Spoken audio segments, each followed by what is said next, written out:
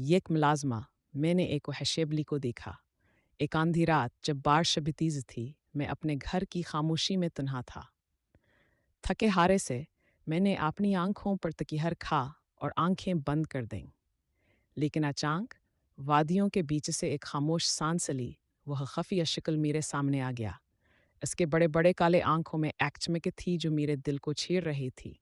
मैंने बिल्ली को खौफ के साथ देखते हुए देखा और फिर बगैर मानो के उसने अपनी नाज़म सदा दिया और धवा में घुल गया।